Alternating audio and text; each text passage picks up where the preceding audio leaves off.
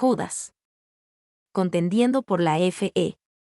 Estas cartas más cortas del Nuevo Testamento, a menudo son olvidadas, pero el olvido de estas importantes cartas dice más acerca de nosotros que lo que dice acerca del libro de Judas. Su negligencia refleja más la superficialidad de la generación que lo descuida que la irrelevancia de un mensaje en llamas. Guthrie. A. El peligro que impulsa a Judas a escribir esta carta. 1. El autor y los lectores. Judas, un siervo de Jesús Cristo y hermano de Jacobo, para quienes son llamados, santificados por Dios el Padre, y que perseveran en Jesús Cristo. A. Judas, el nombre literalmente es Judas, pero para evitar la conexión con Judas Iscariote, el hombre infame que traicionó a Jesús, la mayoría de los traductores ingleses han usado el nombre Judas.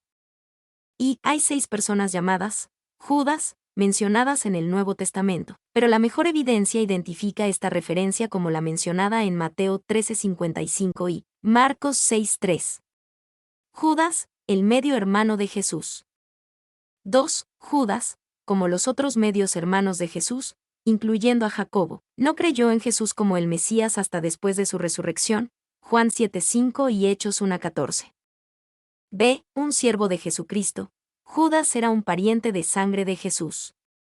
Pero él se consideraba solamente como un siervo de Jesucristo.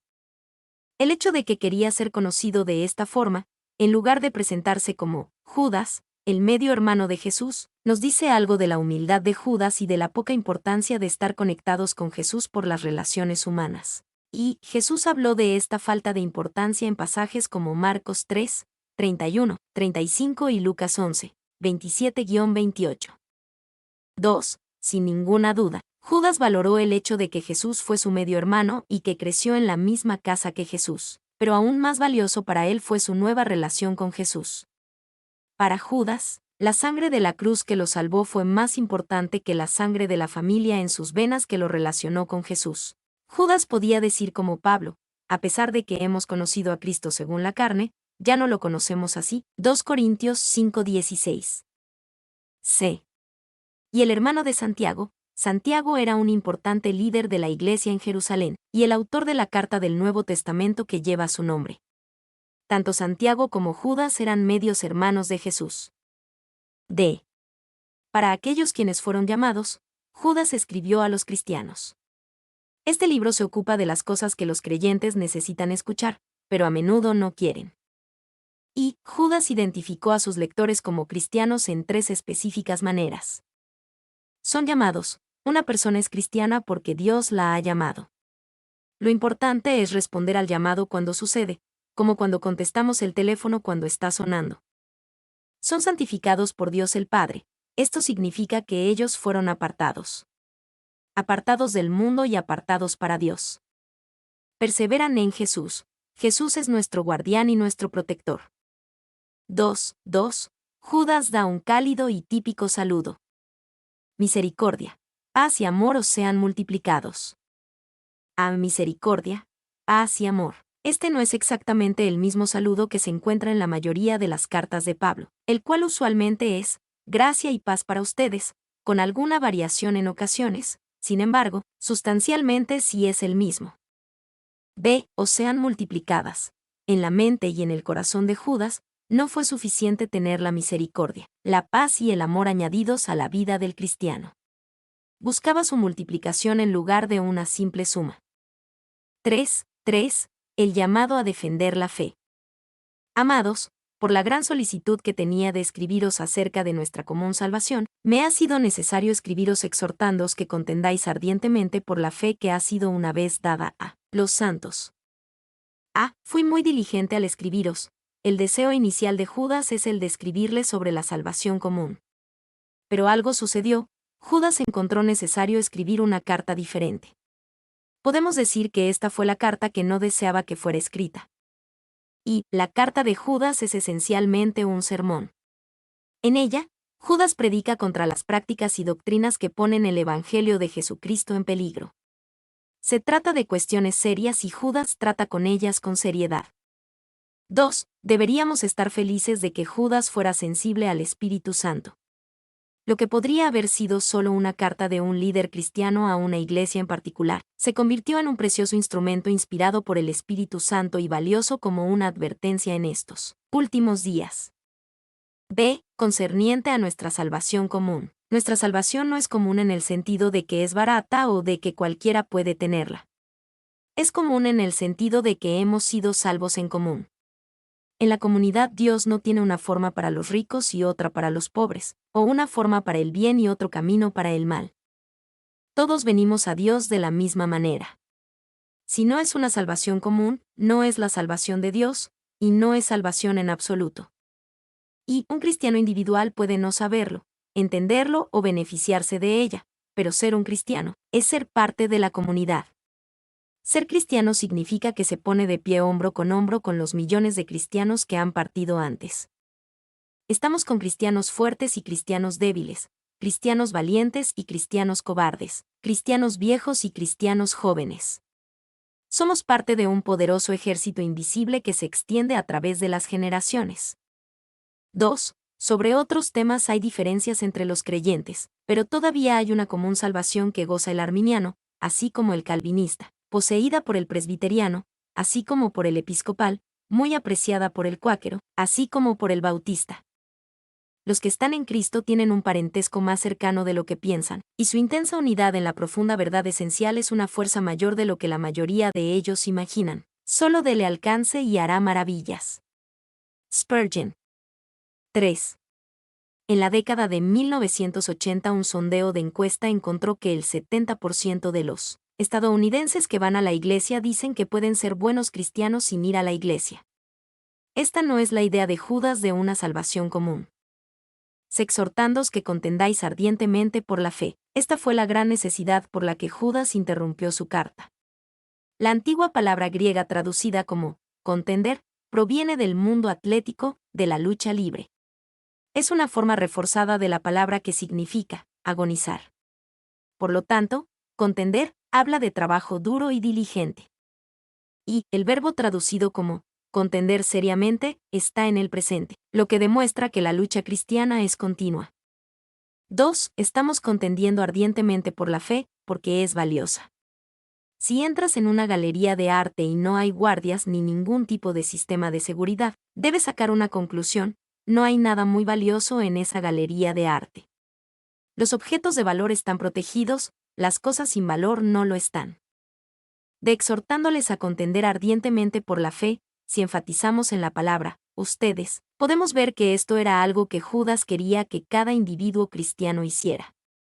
Hay algunas formas en las que cada cristiano puede contender ardientemente por la fe. Y contendemos por la fe en un sentido positivo cuando damos un testimonio inquebrantable, distribuimos tratados, hacemos posible la formación de embajadores fieles de Jesús, o cuando fortalecemos las manos de los pastores fieles que honran la palabra de Dios en sus púlpitos. Estas son algunas de las muchas maneras en las que podemos contender ardientemente por la fe en un sentido positivo. 2.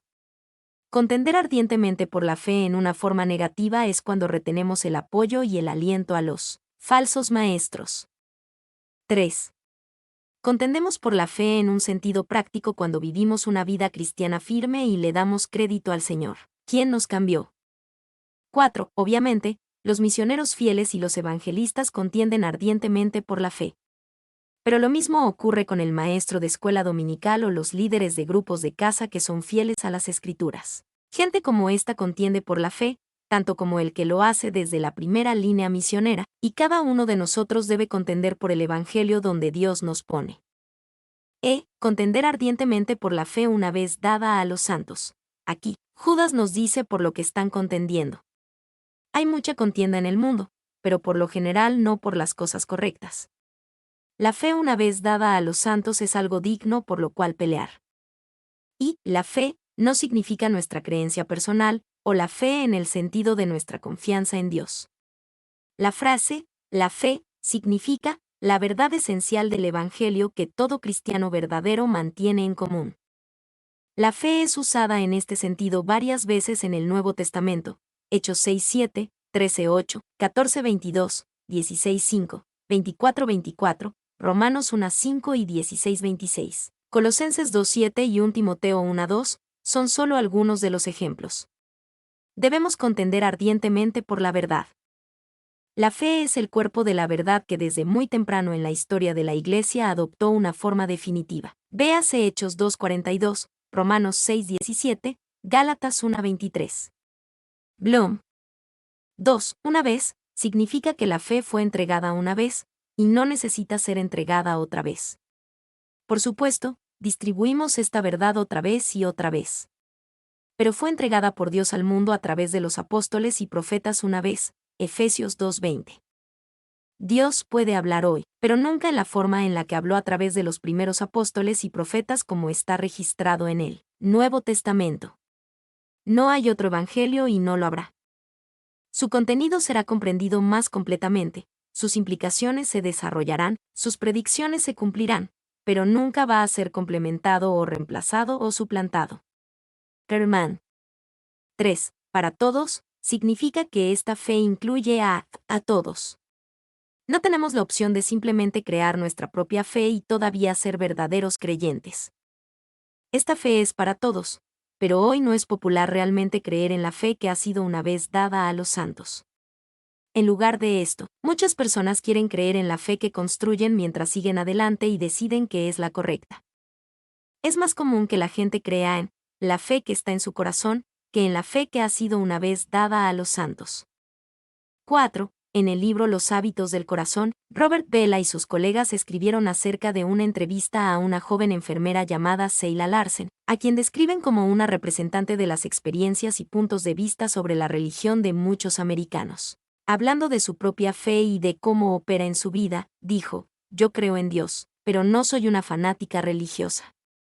No puedo recordar la última vez que fui a la iglesia. Mi fe me ha llevado por un largo camino, ceilanismo, solo mi propia voz". Podríamos decir que esta fe individualista es la religión más popular del mundo, pero la idea de que podemos o debemos crear nuestra propia fe está equivocada. El cristianismo está basado en una fe que una vez por todas fue dada a los santos. 4. Debemos de contender por la fe, porque hay hombres peligrosos alrededor de los cristianos. Porque algunos hombres han entrado encubiertamente, los que desde antes habían sido destinados para esta condenación, hombres impíos, que convierten la gracia de nuestro Dios en libertinaje, y niegan a Dios el único soberano y nuestro Señor Jesucristo. Algunos hombres han entrado encubiertamente. En parte, esto es lo que los hace tan peligrosos. Entran desapercibidos. Nadie advirtió que eran peligrosos. No llevaban una etiqueta que decía, peligro, falso maestro, con su nombre. Estos, ciertos hombres, probablemente pretendían ser más bíblicos que cualquier otra persona que sí lo era verdaderamente. Y, entrado encubiertamente significa, deslizarse en secreto, como por un lado de la puerta, Robertson. Satanás sabe muy bien que un demonio en la iglesia puede hacer mucho más daño que 1000 demonios fuera de sus límites. Spurgeon. B. Los que desde antes habían sido destinados para esta condenación. Estos, ciertos hombres, tienen un destino, el destino de cada líder y falso maestro. Están marcados y destinados para esta condenación, y esto es suficiente para decir que son hombres impíos. Son impíos en el sentido de que no son como Dios, no les importan las apariencias externas y le hacen caso omiso a Dios.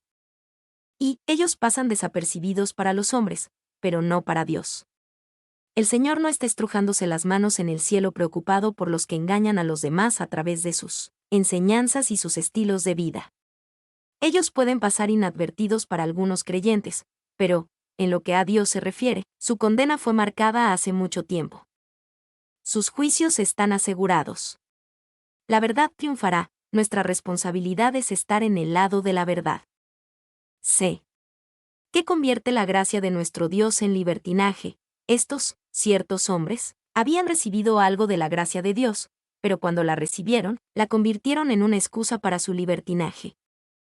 Y, la idea detrás de la antigua palabra, libertinaje, es un pecado que se practica sin vergüenza, sin ningún sentido de la conciencia o de la decencia. Por lo general, la palabra se usa en el sentido de los pecados sensuales, como la inmoralidad sexual. Pero también puede ser usada en el sentido de la enseñanza antibíblica, cuando la verdad es negada y la mentira se enseña sin vergüenza. Judas tenía probablemente ambas ideas en mente, pues como se evidencia en el resto de la carta, estos, ciertos hombres, tenían tanto problemas morales como problemas doctrinales. 2. Estas palabras de Judas muestran que existe un peligro en la predicación de la gracia. Hay algunos que pueden tener la verdad de la gracia de Dios y convertir la gracia de nuestro Dios en libertinaje.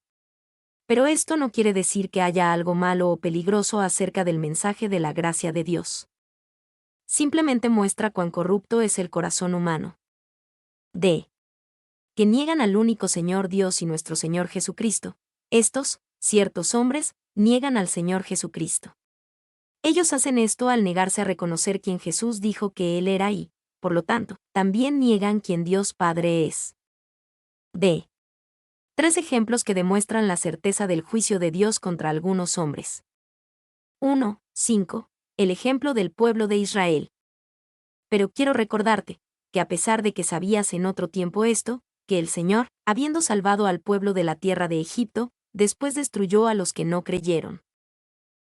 Pero quiero recordarte, a pesar de que sabías en otro tiempo esto, Judas sabía que no estaba diciéndoles nada nuevo.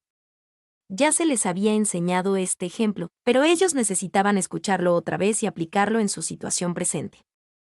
Y, idealmente, cada cristiano debería leer estas alusiones al Antiguo Testamento y decir, sí, Judas, yo sé exactamente acerca de lo que estás hablando.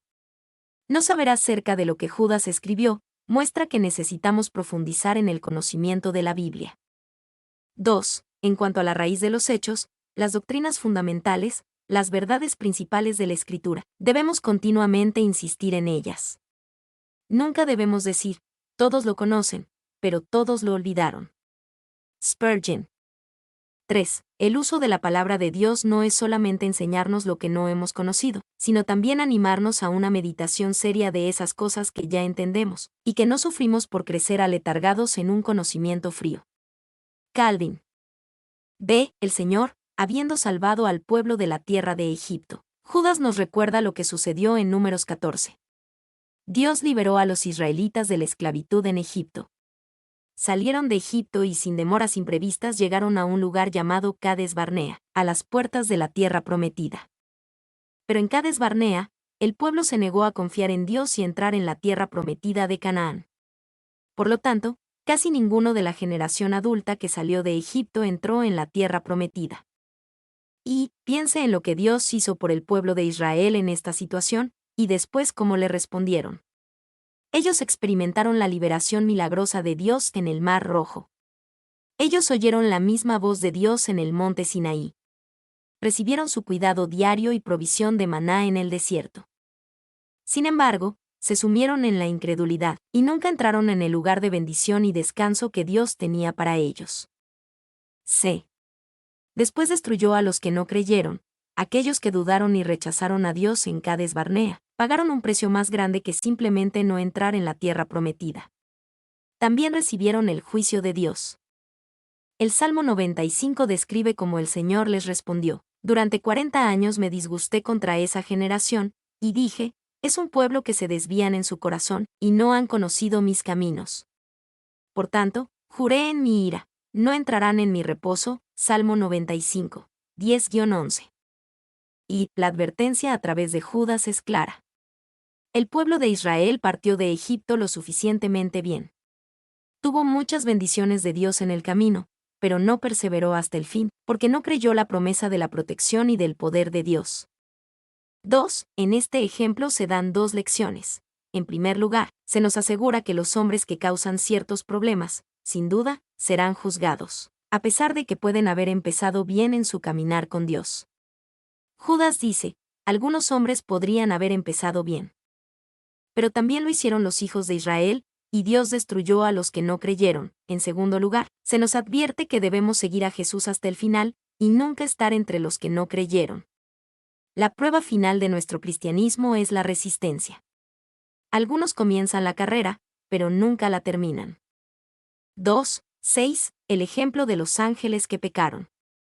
Y a los ángeles que no guardaron su dignidad, sino que abandonaron su propia morada, los ha guardado en prisiones eternas, bajo tinieblas para el juicio del gran día. Los ángeles que no guardaron su dominio propio, La carta de Judas es famosa por traer puntos oscuros o controvertidos, y este es uno de ellos. Judas habla de los ángeles que pecaron, que ahora están encarcelados y en espera de un futuro día de juicio. Y no es exagerado decir que no hay otro lugar en el Nuevo Testamento donde se presenten tan extraños fenómenos, o se planteen tantas preguntas curiosas en un espacio tan estrecho. Salmen, comentario del púlpito. B. Los ángeles que no guardaron su dominio propio. ¿Hay alguna controversia sobre la identidad de estos ángeles particulares? Solo tenemos dos lugares en la Biblia donde se habla de los ángeles pecando.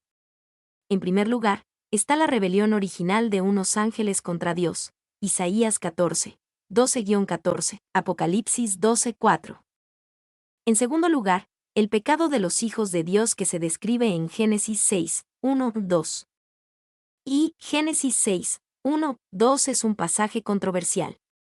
Dice, y aconteció que cuando comenzaron los hombres a multiplicarse sobre la faz de la tierra, y les nacieron hijas a ellos, que los hijos de Dios vieron que las hijas de los hombres eran hermosas, tomaron mujeres para sí mismos de todas las que escogieron. Hay un debate considerable sobre si los hijos de Dios son seres angelicales, o si es simplemente otra forma de referirse a los seguidores de Dios entre los seres humanos. Judas ayuda a responder esta pregunta. C. No guardaron su dignidad, sino que abandonaron su propia morada. Este delito estaba relacionado con algún tipo de pecado sexual, tal como la unión sexual entre los seres angelicales rebeldes, los hijos de Dios en Génesis 6:2, y los seres humanos, las hijas de los hombres en Génesis 6:2. Sabemos que hubo algún aspecto sexual en este pecado, porque Judas nos dice en el siguiente versículo, 7, como Sodoma y Gomorra y las ciudades vecinas, las cuales de la misma manera que aquellos, habiendo fornicado e ido en pos de vicios contra naturaleza, fueron puestas por ejemplo, sufriendo el castigo del fuego eterno. Las palabras, de una manera similar a aquellos, se refieren de nuevo a los ángeles de Judas 6, y las palabras, habiendo fornicado e ido en pos de vicios contra naturaleza, se refieren a la unión sexual antinatural. Y sabemos algunas cosas sobre esta unión sexual antinatural de Génesis 6. Sabemos que esta unión antinatural produjo descendencia antinatural. La unión antinatural corrompió la piscina genética de la humanidad, por lo que Dios tuvo que encontrar a Noé, un hombre perfecto en sus generaciones, Génesis 6:9, esto es, puro en su genética. Esta unión antinatural provocó un juicio muy drástico de Dios, una inundación global que acabó con toda la humanidad, exceptuando solamente a 8 personas. 2. Podemos agregar otra pieza de conocimiento de Judas 6. Esta unión antinatural movió a Dios a encarcelar únicamente a los ángeles que pecaron de esta manera. Ellos están reservados en cadenas eternas bajo tinieblas para el juicio del gran día. 3. En cuanto a los detalles específicos de esta unión antinatural, es inútil especular. No sabemos cómo el material genético del ángel caído podría mezclarse con el material genético humano. Quizás pasó por una forma única de la posesión del demonio y el ángel caído trabajó a través de un huésped humano. Sabemos que los ángeles tienen la capacidad de asumir la apariencia humana, al menos temporalmente, pero no sabemos más que eso. De los ha guardado en cadenas eternas, bajo tinieblas para el juicio del gran día. Dios juzgó a los ángeles malvados, poniéndolos en cadenas eternas. Al parecer, algunos ángeles caídos están en esclavitud, mientras que otros están desatados y activos entre la humanidad como demonios. Y, por no guardar su debido lugar, ahora se mantienen en cadenas. Su búsqueda de la libertad de pecado los puso en la esclavitud. De la misma manera, aquellos que insisten en la libertad de hacer lo que quieren están como estos ángeles en cadenas eternas. La verdadera libertad viene de la obediencia. 2. Si los ángeles no pueden romper las cadenas que el pecado trajo sobre ellos, somos tontos al pensar que los humanos pueden romperlas. Nosotros mismos no podemos liberarnos de estas cadenas, solo podemos ser liberados por Jesús. 3. Esto nos recuerda que estos ángeles que pecaron con una unión sexual antinatural ya no están activos. Con su juicio radical en los días de Noé, Dios pone fin a este tipo de unión sexual antinatural.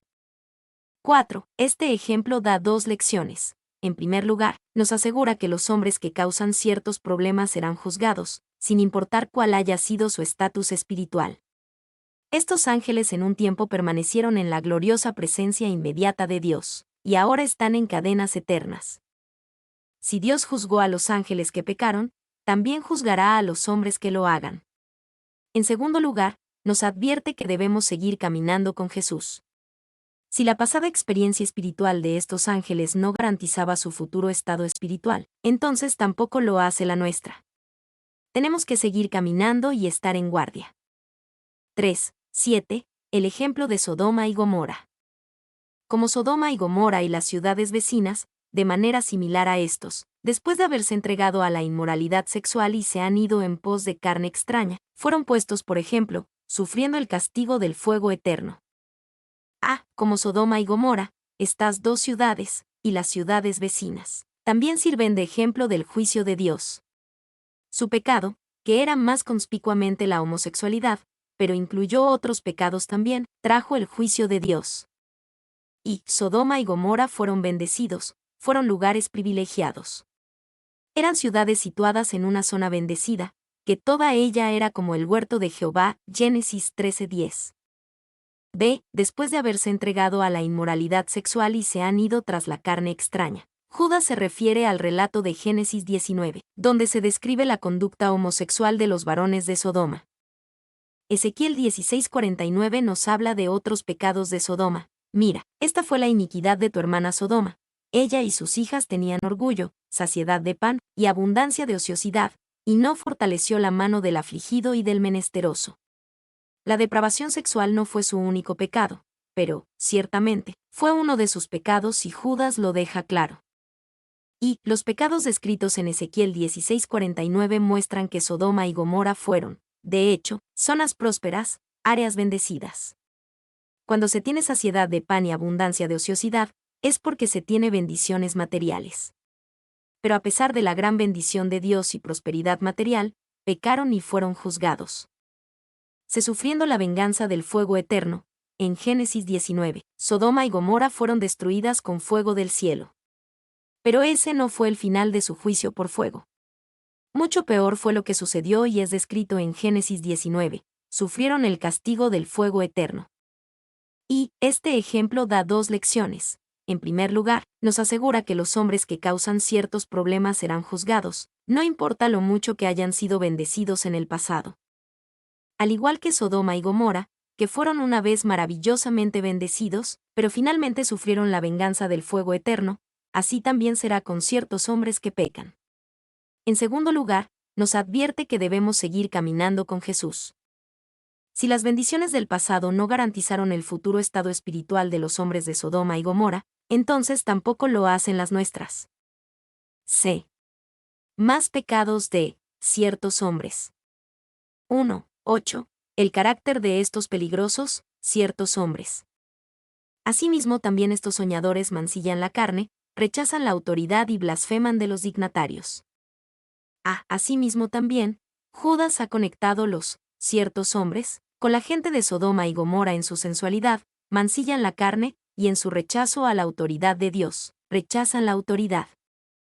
Y, cuando Judas señaló que estos determinados hombres rechazan la autoridad, quiso decir que dichos hombres querían estar en autoridad. Por lo tanto, rechazaron la autoridad de Dios y rechazaron a los que Dios puso en autoridad. 2. Hoy, nuestra cultura nos anima a rechazar la autoridad y a reconocernos a nosotros mismos como la única autoridad real en nuestras vidas. Podemos hacer esto con la Biblia, al optar por solo creer ciertos pasajes. Lo podemos hacer con nuestras creencias, al escoger en el buffet de ensaladas de las religiones. O podemos hacerlo con nuestro estilo de vida, al hacer nuestras propias reglas y no reconocer a las autoridades competentes que Dios ha establecido. 3. En los días más oscuros de Israel, la sociedad fue caracterizada por un patrón. Cada uno hacía lo que bien le parecía. Jueces 21-25. Hoy día, este es el modelo de todo el mundo y, especialmente, de la civilización occidental. Estos soñadores. Es posible que Judas quiso decir que esos, ciertos hombres, a los que hace referencia estaban fuera de contacto con la realidad. Pero es más probable que se haya referido a que afirmaban tener sueños proféticos que eran realmente engaños. Hablan mal de los dignatarios. probablemente. Estos dignatarios fueron los apóstoles u otros líderes de la Iglesia. Su rechazo de la autoridad fue conectado con sus calumnias de los dignatarios. 2.9. El arcángel Miguel como un ejemplo de alguien que no habla mal de las potestades. Pero cuando el arcángel Miguel contendía con el diablo, disputando con él por el cuerpo de Moisés, no se atrevió a proferir juicio de maldición contra él, sino que dijo: «El Señor te reprenda». El arcángel Miguel, el diablo. Judas mencionó dos tipos de seres angelicales. Miguel está entre los seres angelicales fieles a Dios, entre los servidores de Dios y del hombre. El diablo está entre los seres angelicales que se rebelan contra Dios y que son los enemigos del hombre. Y hay seres angelicales invisibles que nos rodean. Hay espíritus ministradores enviados por Dios para ayudarnos, y espíritus demoníacos que quieren derrotarnos. El diablo no puede salvar a una persona salva, pero a través de sus engaños puede corromper y contaminar a un cristiano que se supone que camina en la pureza y en la libertad. Para el diablo, somos bombas de tiempo, listas para arruinar su trabajo, bombas que a él le gustaría desactivar y hacer ineficaces.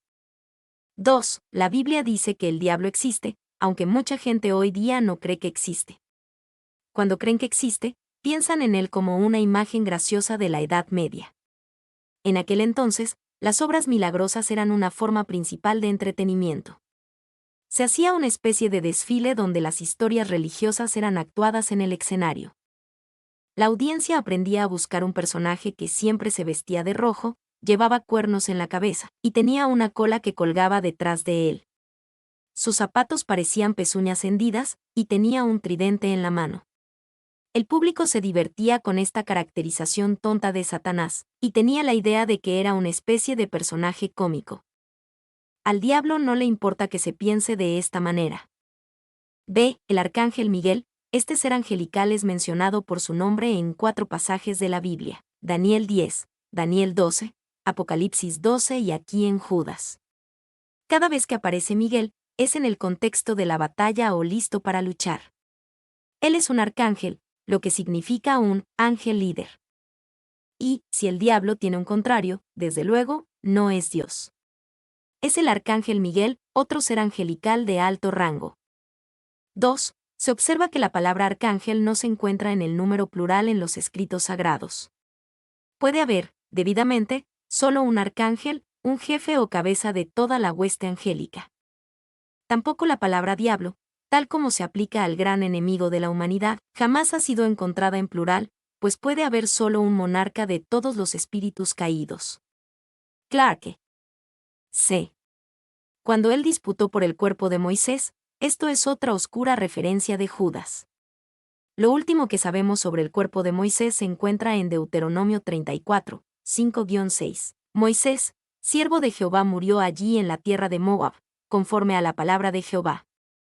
Y lo enterró en el valle, en la tierra de Moab, enfrente de Bet-peor, pero nadie conoce el sepulcro hasta hoy. Y no sabemos dónde Judas recibió la información sobre esta disputa. Es posible que haya recibido una revelación única de Dios. Pero de acuerdo con los maestros de la iglesia primitiva, Judas se refirió a un libro apócrifo conocido como la Asunción de Moisés, del cual solo porciones pequeñas sobreviven. 2. No sabemos aún por qué había una disputa por el cuerpo de Moisés. Algunos han dicho que el diablo quería usar el cuerpo de Moisés como un objeto de culto para dirigir a Israel por el camino de la idolatría. Otros han pensado que Satanás quería profanar el cuerpo de Moisés, y reclamó el derecho a ello porque Moisés había matado a un egipcio. 3. Es más probable considerar la posibilidad de que el diablo anticipó un propósito que Dios tenía con el cuerpo de Moisés, y trató de derrotar ese plan. Sabemos que después de su muerte, Moisés se apareció en forma corporal en la transfiguración, Mateo 17, 1-3, con Elías, cuyo cuerpo fue llevado al cielo en 2 Reyes 2. Quizás también Moisés y Elías son los 2 testigos de Apocalipsis 11, y Dios necesita el cuerpo de Moisés para ese plan futuro. 4. Pero para Judas, el punto principal no es la razón por la que Miguel disputó, sino cómo disputó con el diablo. D. No se atrevió a pronunciar contra él un juicio de maldición, sino que dijo: «El Señor te reprenda». La forma de la lucha de Miguel es un modelo para la guerra espiritual. En primer lugar, vemos que Miguel estaba en una batalla. En segundo lugar, vemos que se enfrentó con la autoridad del Señor. Y esto nos demuestra que Miguel no es Jesús como algunos grupos heréticos han pensado. Jesús reprendió al demonio por su propia cuenta, pero Miguel no lo hizo. El punto de contraste es que Miguel no podía rechazar la acusación del diablo en su propia potestad. Bauckham. 2. Cabe destacar que Miguel no se atrevió a pronunciar contra él un juicio de maldición. Miguel no se burla o acusa al diablo. Dios no nos ha llamado a juzgar el diablo, ni a condenarlo, ni a burlarnos, sino a luchar contra él en el nombre del Señor. 3. La expresión, cuanto más, relaciona lo anterior con los ciertos hombres mencionados antes. Si Miguel no se atrevió a pronunciar contra el diablo un juicio de maldición, cuanto más deberían estos ciertos hombres no hablar mal de las potestades. 3. 10. Más acerca del mal carácter de los ciertos hombres. Pero estos maldicen de cuantas cosas no conocen, y en las que por naturaleza conocen, se corrompen como animales irracionales. Pero estos maldicen, a diferencia de Miguel, que ni siquiera habla mal del diablo, estos ciertos hombres hablaron mal, especialmente cuando rechazaron la autoridad y hablaron en contra de dignatarios. B. De cuántas cosas no conocen. Los ciertos hombres ni siquiera conocían las cosas ni las personas de las que hablaron mal. Su forma de hablar mal se agravó por su ignorancia. Y, puesto que también se opusieron a dignatarios y rechazaron autoridades, estos ciertos hombres no sabían nada del verdadero liderazgo y la autoridad espiritual, por lo que les resultó fácil hablar mal contra ella. B. Y en las que por naturaleza conocen, se corrompen como animales irracionales. Estos ciertos hombres fingieron ser espirituales, pero su único conocimiento fue natural, incluso, lo que sabían naturalmente, lo utilizaron para corromperse a sí mismos con una mente no espiritual. Y, animales irracionales.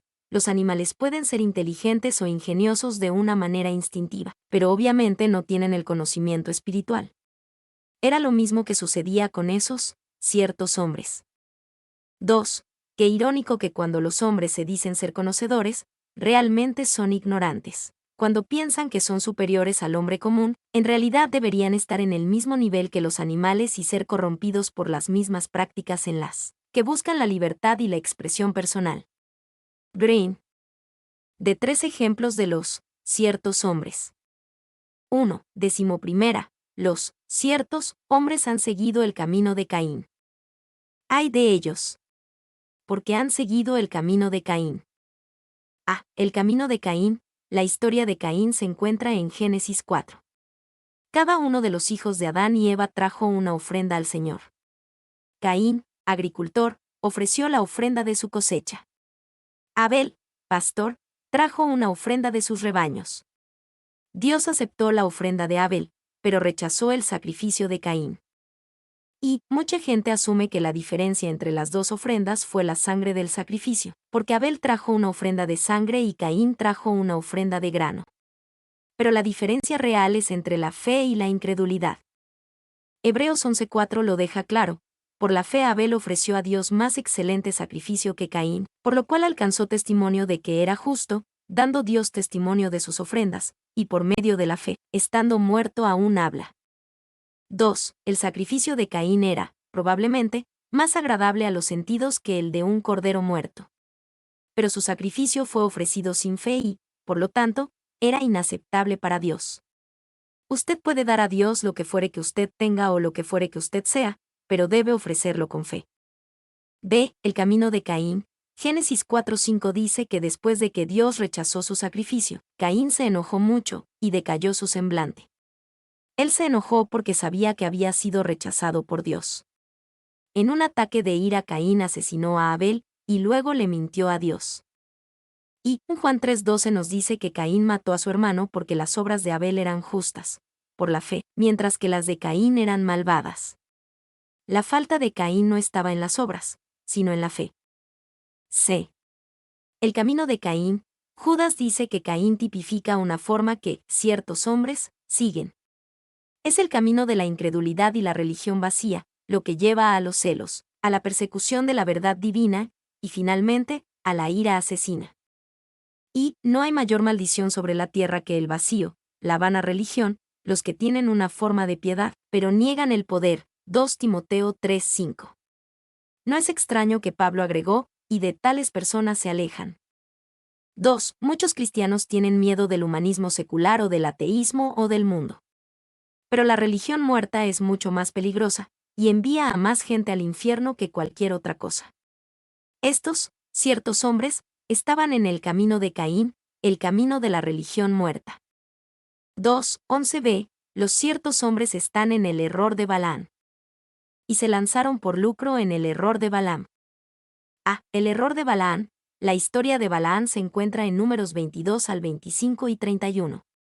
Durante el tiempo del Éxodo, Israel avanzó a la tierra de Moab, después de derrotar a los amorreos.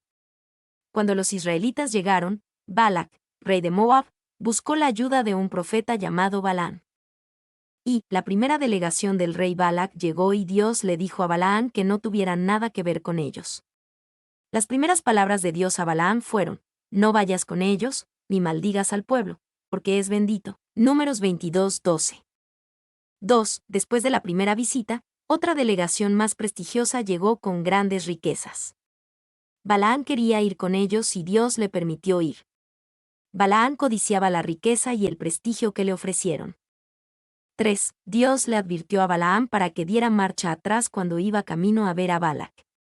Sin embargo, su corazón se encuentra en la rica recompensa que el rey Balac prometió y siguió adelante. Balaam, incluso, ignoró a un burro hablando, enviado para advertirle que diera marcha atrás. 4. Balaam supo que había hecho mal. En Números 22:34, le dijo a Dios: he pecado. Ahora, pues, si le desagrada a usted, voy a dar la vuelta. Pero no se volvió atrás. Continuó, negándose a ver que cuando Dios dice que no, hay que tomarlo como un no. En cambio, Dios le dio a Balaam lo que su corazón pecaminoso deseaba. Después de reunirse con el rey Balac de Moab, Balaam profetizó sobre Israel en 4 ocasiones. Pero como hablaba la palabra de Dios, no maldijo a Israel, en su lugar los bendecía cada vez. Cuando no tuvo éxito en maldecir a Israel, Balaam aconsejó a Balac sobre la forma de llevar a Israel a estar bajo una maldición. Le dice que en lugar de tratar de tener un profeta que los maldiga, debe llevarlos a la fornicación y la idolatría y entonces Dios maldecirá al Israel desobediente. Balac hizo solamente eso, enviando a sus jóvenes en el campamento de Israel a dirigir a Israel a la inmoralidad sexual y a la idolatría. A causa de su pecado, Dios maldice a Israel con una plaga de juicio que mató a 24.000 personas. Por lo tanto, Balaam era culpable de los más grandes pecados: llevar deliberadamente a otros a pecar, peor aún, lo hizo por dinero. Se lanzaron por lucro en el error de Balaam. El error codicioso de Balaam fue que estaba dispuesto a poner en peligro todo por dinero.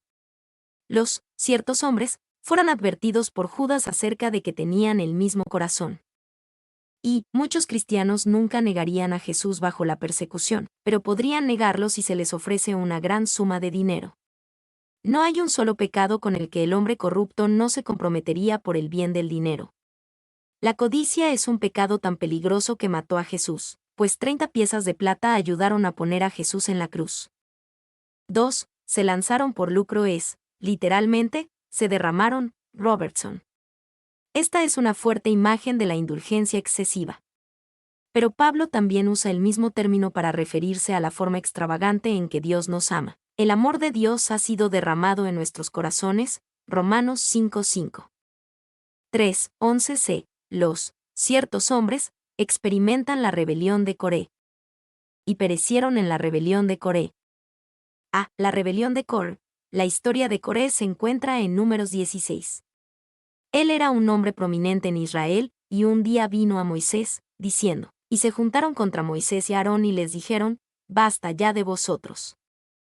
Porque toda la congregación, todos ellos son santos, y en medio de ellos está Jehová. ¿Por qué, pues, os levantáis vosotros sobre la congregación de Jehová? Números 16:3. Coré y sus seguidores resistieron la autoridad que Dios les dio a Moisés y a Aarón. Y, cuando Coré dijo esto, Moisés se postró sobre su rostro, sabiendo que el juicio de Dios vendría pronto. Moisés propuso entonces una prueba. Cada grupo tomó los incensarios para quemar incienso, y se presentó ante el Señor. El Señor mismo elegiría al hombre que él quería que lo representara, Moisés o Coré. 2. Cuando ambos llegaron delante de Dios, el Señor le dijo a Moisés que diera un paso fuera. La tierra se abrió y se tragó a Coré y a sus seguidores. Descendió fuego del cielo que quemó a todos sus seguidores. Todos ellos perecieron. B. Rebelión. Coré era un levita, pero no de la familia sacerdotal de Aarón. Como levita, tenía su propia esfera en el ministerio señalado por Dios, sin embargo, no estaba contento con eso. Quería el ministerio y la autoridad de Moisés. Y Coré tenía que aprender esta lección esencial. Debemos trabajar duro para cumplir con todo lo que Dios nos ha llamado a hacer. Al mismo tiempo, no debemos tratar de ser lo que Dios no nos ha llamado a hacer. La rebelión de Coré. Este fue también un rechazo a los líderes designados por Dios, especialmente al mediador designado por Dios. Cuando los ciertos hombres rechazaron la autoridad y hablaron mal contra los dignatarios, caminaron en la rebelión de Coré. Y la rebelión de Coré radica en la idea más amplia de una afirmación desdeñosa y decidida contra las ordenanzas divinamente señaladas. Salment, el comentario del púlpito. 2. Estos tres hombres vinieron de muy diferentes orígenes. Caín era un agricultor, Balaán era un profeta, y Coré era un líder en Israel. La apostasía no se limita a un grupo de personas. Hay apóstatas en el púlpito, en el palacio, y en la casa de los pobres. Coder. Lo que le depara el futuro a estos ciertos hombres.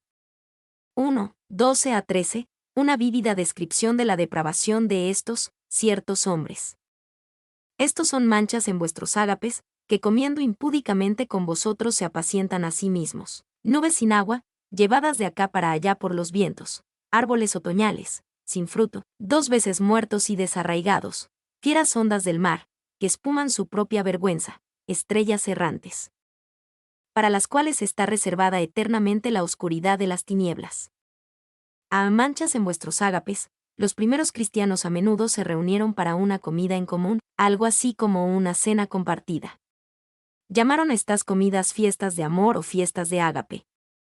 Cuando llegaron estos, ciertos hombres, que se estaban sirviendo a sí mismos, comieron con avidez en las fiestas de amor, mientras que otros pasaban hambre. Y, en la fiesta ágape, todo el mundo traía lo que pudo. Algunos traían un poco, otros traían mucho, pero todos compartían juntos. Para algunos esclavos que eran cristianos esta podría haber sido la única comida decente que comían regularmente. El egoísmo de estos, ciertos hombres, arruinó la comunión. En 1 Corintios 11, 17-34 se describe un problema similar en la iglesia de Corinto.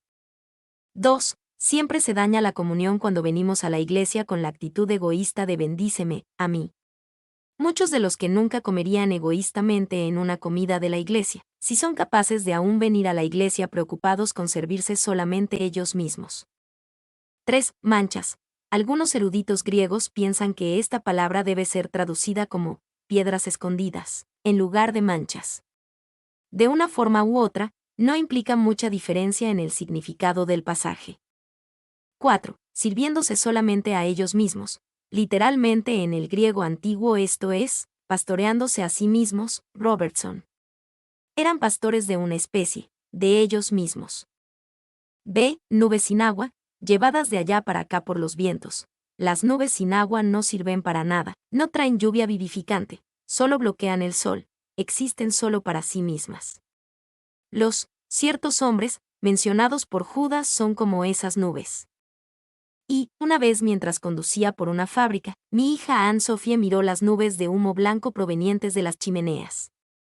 Ella dijo, ahí es donde se hacen las nubes. Estos, ciertos hombres, eran como esas nubes vacías, buenas para nada, cargadas por los vientos, flotando en la brisa de una moda pasajera a otra. Árboles otoñales, sin fruto. A finales del otoño, los árboles deberían tener fruto. Pero algunos no daban fruto, incluso cuando es lo que deberían hacer. Los ciertos hombres eran como esos árboles, que solamente toman en lugar de dar. De fieras ondas del mar, para el hombre moderno, el mar es a menudo algo bello. pero para el hombre antiguo, especialmente en las culturas bíblicas, el mar significaba un terror incontrolable. Isaías 57 horas y 20 minutos expresa esta idea. Pero los impíos son como el mar en tempestad, que no puede estarse quieto, y sus aguas arrojan fango y lodo. Estos, ciertos hombres, estaban ocupados y activos como las fieras ondas del mar, pero lo único que hicieron fue arrojar la espuma de su propia vergüenza. Y estar ocupado no es sinónimo de ser idóneo. El fruto de estos hombres era como la espuma sucia en la orilla del mar. Judas tiene en mente la línea de la costa que queda sucia y fea después de una tormenta que ha arrojado todo tipo de madera a la deriva, de algas y de residuos. Estrellas errantes. Al igual que los cometas que atraviesan velozmente el cielo, estos, ciertos hombres, asombraron al mundo por un tiempo, y luego desaparecen en la oscuridad. Una estrella imprevisible no era buena para la orientación y la navegación. Del mismo modo, estos engañadores eran inútiles e indignos de confianza. Para las cuales está reservada eternamente la oscuridad de las tinieblas. Esto describe su destino. A menos que se arrepientan, ellos terminarán en el infierno y estarán allí eternamente. Y el castigo del infierno es eterno, porque un simple hombre está pagando por sus propios pecados, ofreciendo un sacrificio imperfecto que debe repetirse una y otra vez por toda la eternidad. Un hombre perfecto puede ofrecer un solo sacrificio, pero un hombre imperfecto debe ofrecer continuamente un sacrificio. 2. Nuestras obligaciones hacia Dios son infinitas y, por lo tanto, solo se cumplen en Jesús, una persona infinita. 2. 14 a 15. La certeza del juicio sobre estos, ciertos hombres. De estos también profetizó Enoc, séptimo desde Adán, diciendo: He aquí, vino el Señor con sus santas decenas de millares, para hacer juicio contra todos, y dejar convictos a todos los impíos de todas sus obras impías que han hecho impíamente, y de todas las cosas duras que los pecadores impíos han hablado contra él. Ahora Enoc. Aquí Judas cita de Enoc, quien es descrito en Génesis 5 y se menciona en Hebreos 11. El antiguo libro de Enoc no fue recibido como escritura, pero era altamente respetado tanto entre los judíos como entre los cristianos primitivos. Y Tertuliano nos dice que el libro de las profecías de Enoc fue conservado por Noé en el arca, y que lo continuaron y fue leído hasta los tiempos de los apóstoles. Pero debido a que contenía muchos testimonios famosos concernientes a Jesucristo, los judíos por malicia suprimieron y eliminaron todo el libro. 2. Judas no citó a Enoc para decirnos nada nuevo, sino para dar una descripción vívida de lo que ya la Biblia enseñaba. El apóstol Pablo también citó a fuentes no bíblicas al menos en 3 ocasiones diferentes. Hechos 17:28, 1 Corintios 15:33 y Tito 1:12. Esto no era para proclamar una nueva verdad, sino para apoyar un principio bíblico ya establecido. 3. Al citar Judas el libro de Enoc no quiere decir que todo el libro de Enoc está inspirado en la Escritura, solo la porción que Judas citó. De la misma manera, cuando Pablo citó a un poeta pagano, no quiere decir que toda la obra del poeta se inspiró en Dios. Para hacer juicio contra todos, y dejar convictos a todos los impíos, en esta cita del libro de Enoc, Judas enfatizó las palabras todos y los impíos. Dios viene a juzgar a todos los impíos. Para hacer juicio contra todos, muchas personas toman el juicio de Dios a la ligera. Pero la pregunta más importante en el mundo es, ¿Dios va a juzgarme? ¿Rendiré cuentas a Él? Si somos verdaderamente responsables ante Dios, somos tontos si no nos preparamos para enfrentar ese juicio. Y piensa en alguien arrestado por un delito que tiene una fecha para comparecer ante el tribunal, pero no se preparó para su comparecencia ante el juez. Esa persona es una tonta. No debemos ser tan necios, y en lugar de eso tomar ventaja de nuestro abogado designado por la corte, Jesucristo, 1 Juan 2:1. 3, 16 a 18, los métodos de los ciertos hombres. Estos son murmuradores, querellosos, que andan según sus propios deseos, cuya boca habla cosas infladas, adulando a las personas para sacar provecho.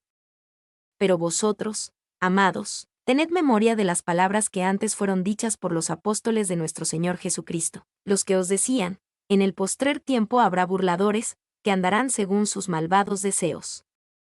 A murmuradores, querellosos, cuya boca habla cosas infladas, adulando a las personas. Judas cuenta que los métodos de estos hombres giraban en torno a las palabras.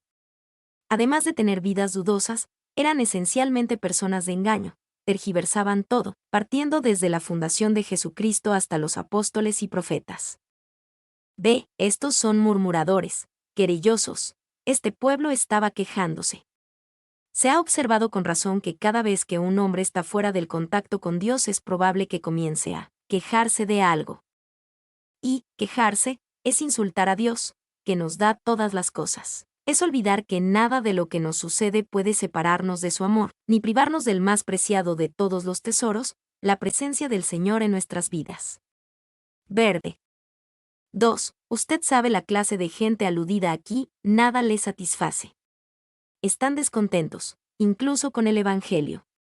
El pan de los cielos debe ser cortado en 3 pedazos y servido en servilletas delicadas, o de lo contrario no lo pueden comer, y muy pronto su alma aborrece aún este pan tan liviano. No hay forma en que un cristiano puede servir a Dios a fin de complacerlos.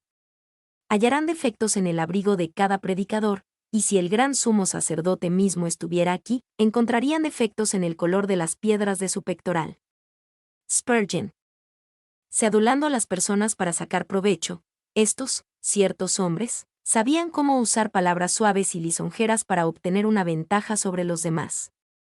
Dirían cualquier cosa, buena o mala, para conseguir una ventaja.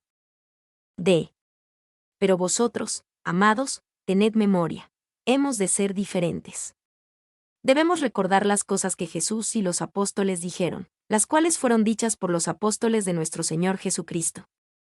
La palabra de Dios es siempre la respuesta a los peligros dentro o fuera de la iglesia. Y los apóstoles habían advertido que sucederían estas cosas, y más aún cuando se acerca el día, porque vendrá tiempo cuando no sufrirán la sana doctrina, sino que teniendo comezón de oír, se amontonarán maestros conforme a sus propias concupiscencias, y apartarán de la verdad el oído y se volverán a las fábulas. 2 Timoteo 4, 3-4. En el postrer tiempo habrá burladores. Tal vez Judas tenía en mente a los que se burlan de la idea del regreso de Jesús. O pudo haberse referido a la clase de hombres que se burlan de los que no van por el mismo camino de destrucción en que ellos viajan. Y burladores que andarán según sus malvados deseos. A los que viven de acuerdo a sus propias pasiones impías les encanta burlarse de los que quieren agradar a Dios. Judas desea que los cristianos esperen este tipo de burla, entonces no serán sorprendidos por ello. 4.19. El estatus espiritual de estos, ciertos hombres. Estos son los que causan divisiones, los sensuales, que no tienen al espíritu. Los sensuales. Esencialmente, estos hombres no eran espirituales, eran carnales e insensibles al Espíritu Santo. Y, sensual, en este contexto nada tiene que hacer con atractivo sexual. Describe a la persona que vive solo por y para lo que ellos pueden obtener de su sentido físico, y viven egoístamente. Su lema es, si me siento bien, lo haré, o, como puedo estar equivocado si me siento tan bien. B. Estos son los que causan divisiones. Estos, ciertos hombres, tienen un instinto para separarse ellos mismos y causar divisiones. La palabra, encontrada solamente una vez en la Biblia, denota a esas personas superiores que se guardan a sí mismos, cristianos fariseos. Green. Sé que no tienen al Espíritu. Esta misma descripción puede ser escrita sobre muchas iglesias, o proyectos de iglesias, o campañas evangelistas, o grupos de hogares, o aún vidas cristianas individuales. La iglesia y el mundo verdaderamente necesitan hoy genuinos hombres y mujeres espirituales. F. ¿Qué hacer acerca del peligro de los ciertos hombres? Significativamente, Judas no nos está diciendo que ataquemos a los ciertos hombres, que son un peligro para la iglesia. En lugar de eso, nos dice que nos enfoquemos en nuestro caminar con el Señor, ayudando a otros afectados por los ciertos hombres a que se enfoquen en Dios. Simplemente, no prestarles atención a los ciertos hombres, excepto la necesaria para estar apercibidos.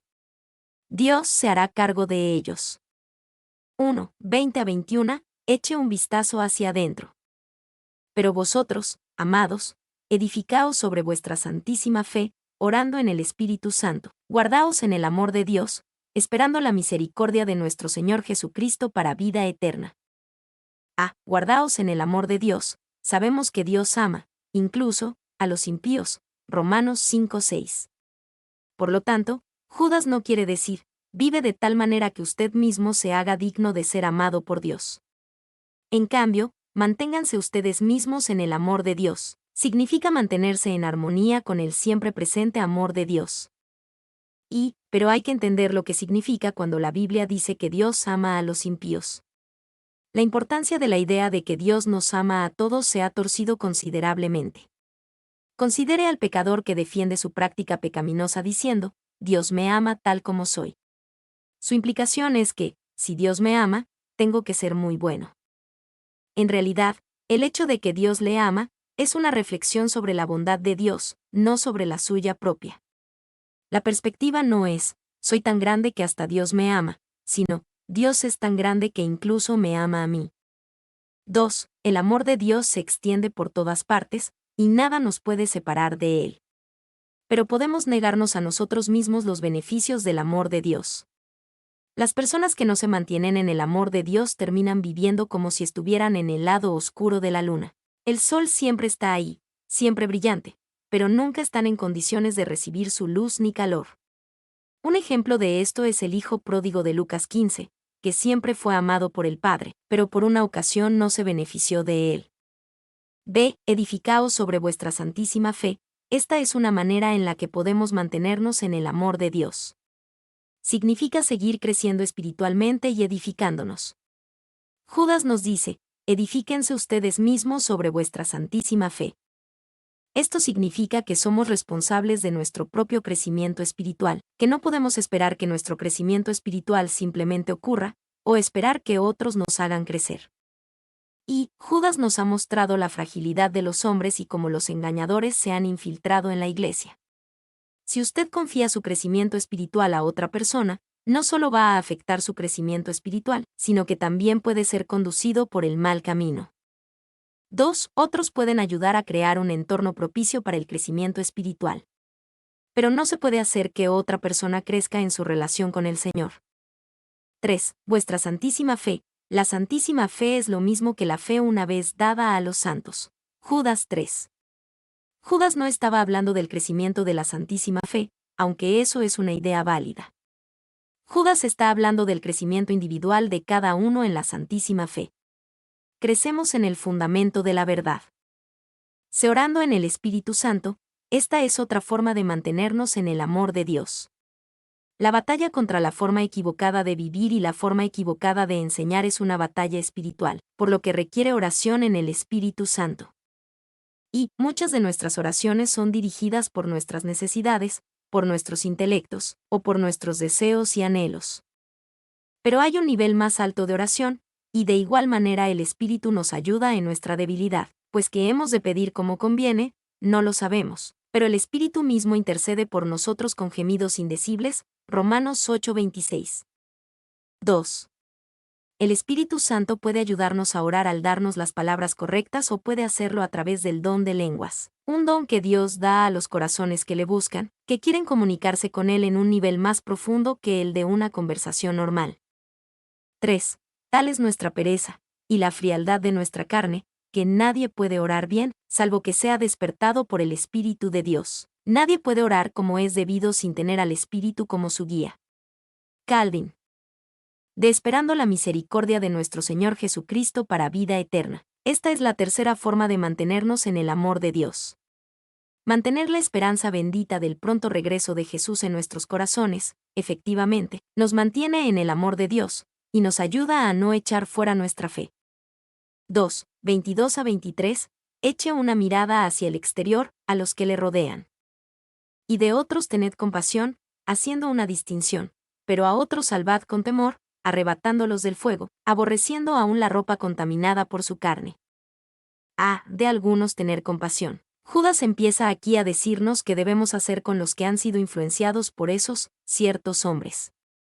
Necesitamos hacer una distinción, basada en de dónde ellos vienen, ciertamente, de algunos tener compasión. Usando la sabiduría nos acercamos a diferentes personas de diferentes maneras. Al ser sensibles al Espíritu Santo, podemos saber cuándo debemos consolar y cuándo debemos reprender. Los cristianos no deben abandonar a un amigo que coquetea con las falsas enseñanzas. Deben ayudarlo a atravesar por ello con amor. 2. La manera es continuar amándolos. No importa lo mala que una persona es, o lo engañosa y terrible que sea su doctrina, no se nos permite odiarlos o ser indiferentes a su salvación. 3. Compasión a menudo significa velar por alguien, ayudarlo con responsabilidad. Mientras tanto, vele por los demás, así como por usted mismo, y bríndele esa ayuda que sus diversas necesidades requieren. Wesley. B. A otros salvad con temor. Este segundo grupo debe ser confrontado más fuertemente, pero en el temor, no en una superioridad santurrona. Puede que tenga que sacarlos de en medio del fuego, pero nunca debe hacerlo con orgullo. Y esta mirada hacia el exterior es importante. Esto demuestra que no solo nos preocupamos por nuestro propio bienestar espiritual. Demuestra que realmente nos preocupamos por los demás cristianos que están desplazándose hacia un error significativo. 3. 24-25. Mira hacia arriba para el Dios de toda la gloria. Y a aquel que es poderoso para guardaros sin caída, y presentaros sin mancha delante de su gloria con gran alegría, al único y sabio Dios, nuestro Salvador, sea gloria y majestad, imperio y potencia, ahora y por todos los siglos. Amén. Y a aquel, Judas cierra la carta con una doxología famosa, una breve declaración de alabanza a Dios. La doxología de Judas nos recuerda el cuidado de Dios y de nuestro destino. B. Y a aquel que es poderoso para guardaros sin caída, y presentaros sin mancha. El mensaje de advertencia y castigo de Judas podría haber deprimido y desanimado a sus lectores. Tal vez pensaron que con tanta falsa enseñanza e inmoralidad en todo, muy pocos cristianos alcanzarían el cielo. Aquí Judas les recuerda que la respuesta se encuentra solo en el poder de Dios. Él es capaz de mantenerlo a usted no es capaz de mantenerse a sí mismo. Y, en la escalada, el excursionista principiante se apega a los expertos para que si pierde el equilibrio no tropezar y caer a su muerte. De la misma manera, si nos mantenemos conectados con Dios, no podemos caer. Él nos mantiene a salvo. 2. Mediante la comparación de pasajes de las Escrituras, también descubrimos quién es realmente responsable de nuestra custodia. Judas comenzó la carta dirigiéndose a los que perseveran en Jesús, Judas 1. Luego exhortó a los cristianos a evitar a los hombres peligrosos para que pudieran mantenerse en el amor de Dios. Judas 21. Aquí, al final, concluyó con el reconocimiento de que es Dios el que nos impide tropezar y caer. Pablo puso la misma idea en Filipenses 2, 12-13. Ocupaos en vuestra salvación con temor y temblor, porque Dios es el que en vosotros produce así el querer como el hacer por su buena voluntad. 3. Mantenernos espiritualmente seguros es la obra de Dios. Pero siempre se le puede decir a las personas que Él está trabajando, porque ellos están trabajando también. Dios no nos llama simplemente a dejar que la vida cristiana suceda, y tampoco nos manda a salvarnos a nosotros mismos. Él nos llama a una alianza con Él. Se delante de su gloria con gran alegría, así como Dios es fiel, no tenemos que escabullirnos avergonzados ante la presencia de Dios. Podemos presentarnos ante Él con gran alegría. D. Al único y sabio Dios, nuestro Salvador, sea gloria y majestad, imperio y potencia. Todo esto nos recuerda la sabiduría, la gloria y el poder de Dios. Judas no está tratando de decir que podemos o debemos dar estas cosas a Dios. Cuando reconocemos y declaramos la verdad de Dios, lo glorificamos. No estamos dando a Dios más majestad o poder que lo que tenía antes, solo estamos reconociéndolo y declarándolo. Y, ahora y por todos los siglos, esto también podría ser traducido como, todas las edades. Esto es, una declaración tan completa de eternidad como puede hacerse en el lenguaje humano, Robertson. Nuestra victoria, nuestro triunfo en Dios, es para siempre. 2. Hay un serio engaño en el mundo y a menudo entre los llamados cristianos. Hay enemigos del Evangelio que se han infiltrado en la Iglesia. Sin embargo, a pesar de la grandeza de la amenaza, mayor es Dios todavía. Él gana, y si solo nos quedamos con Él, también tenemos la victoria garantizada. 3. Judas es un libro lleno de advertencia, pero se cierra con suprema confianza en Dios. Tiempos peligrosos deben hacernos confiar en un Dios poderoso. Mi nombre es Demim. Soy tu asistente personal. Mi sitio en internet es demim.es.tl.